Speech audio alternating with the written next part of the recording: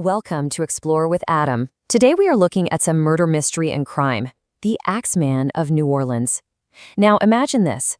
It's 1919, and a killer sends a letter to the newspapers with this totally bizarre ultimatum: play jazz, or you might be his next victim. This is the incredible true story of the Axeman, a phantom who held an entire city hostage and turned its own signature sound into a tool for survival. We are about to dive into this chilling piece of American history, a time when a real-life boogeyman was haunting the gaslit streets of the Crescent City. Right. Those are the words of the killer himself, published for the whole city to read. Can you imagine a letter like that showing up? The year is 1918. New Orleans is just starting to catch its breath after the horrifying Spanish flu pandemic. The city is vibrant, it's alive with the sound of jazz, but a new, absolutely terrifying note is about to be played. So that relief the city was feeling? Yeah, it was pretty short-lived. A brand new terror was about to completely shatter that peace. A fear that didn't come from a disease, but from the shadows inside their own homes.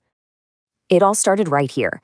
Joseph Maggio's brothers find just a horrific scene in the apartment behind their grocery store. The couple was brutally murdered, but nothing was stolen. The police were totally baffled, but they missed a crucial detail. A panel on the back door had been chiseled out, and the bloody axe left at the scene, it belonged to the victims themselves. Pretty soon, a terrifying pattern starts to emerge. The attacker was targeting Italian-American grocers. He always got in by chiseling a panel out of a back door. He used the victim's own tools, usually an axe, against them. And the most chilling part? Robbery was never the motive. This was about violence, pure and simple. The attacks just kept coming, one after another, and each headline brought a fresh wave of panic.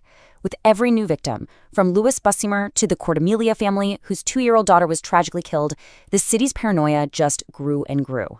The press finally gave the killer a name: the Axeman. And the fear was real. You could almost feel it on the streets. People were reinforcing their homes, buying guns, looking at their own neighbors with suspicion.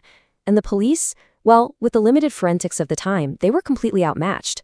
They were hunting a ghost who left nothing behind but bloodshed. And just when the city thought things couldn't possibly get any stranger, the story takes a turn from a terrifying crime spree to something out of a macabre fantasy. The Phantom decided to speak. So on March 13th, 1919, newspapers get this letter. It was just dripping with arrogance, mocking the foolish police, and confirming he was this single, intelligent, taunting entity. He wasn't just some brute, he was a performer, and the whole city was his stage. This letter, it turned the city's fear into pure, unadulterated terror. The Axeman wasn't just a killer anymore. He was a self-proclaimed demon, and he made a promise. He would kill again, at exactly 12:15 a.m. on the night of March 19th. But then, he offered a deal, an ultimatum unlike anything in criminal history. He declared that he loved jazz music and promised that any home where a jazz band was in full swing would be spared. To survive, the citizens of New Orleans had to do one thing: play jazz and play it loud. I mean, just think about that for a second. A proposition from a killer. A bizarre kind of salvation offered by the very source of the city's dread. Do you laugh it off as a sick joke? Or do you, pick up a trombone? New Orleans chose to play. On that Tuesday night, the city that literally gave birth to jazz turned to it for survival. Dance halls were packed. In private homes, families were banging on pots and pans. It was a citywide musical exorcism. This completely surreal spectacle of defiance and fear all mixed together. And unbelievably, it worked. This city fell silent after midnight, and there were no new victims. Relief just washed over New Orleans, but it was mixed with this chilling question: had they really just appeased a demon with music? But that jazz night wasn't the end. The Axeman would kill again. After his final attack in October 1919, he vanished, just as mysteriously as he had appeared, leaving behind a traumatized city and a desperate search for the man behind the myth. The investigation left more questions than answers. The most compelling suspect was a guy named Joseph Momfre, who was actually shot and killed by the widow of the Axeman's last victim. After his death, the attacks just stopped. A stunning coincidence? Maybe. But like all the other theories, that it was multiple killers or some local statist who knew the neighborhoods inside and out, it was never definitively proven. The Axeman was never unmasked. And so, the Axeman slipped from the headlines right into folklore. He became one of New Orleans' most famous ghosts, a story told to scare tourists and puzzle historians. His tune, well, it lingers on.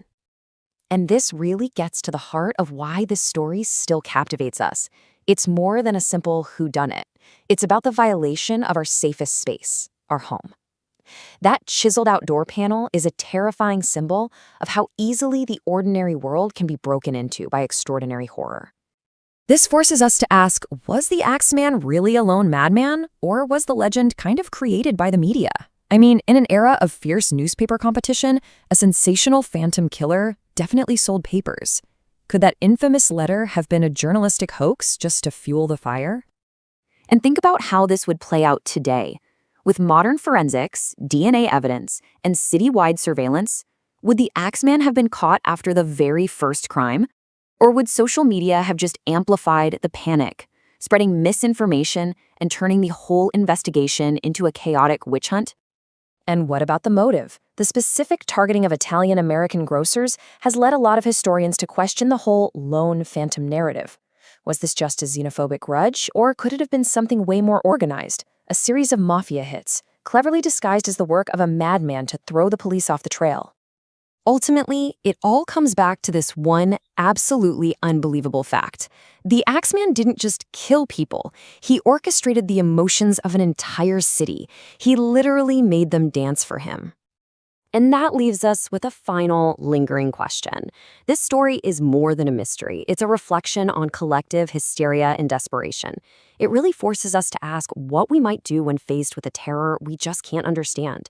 What tune might fear make us dance to?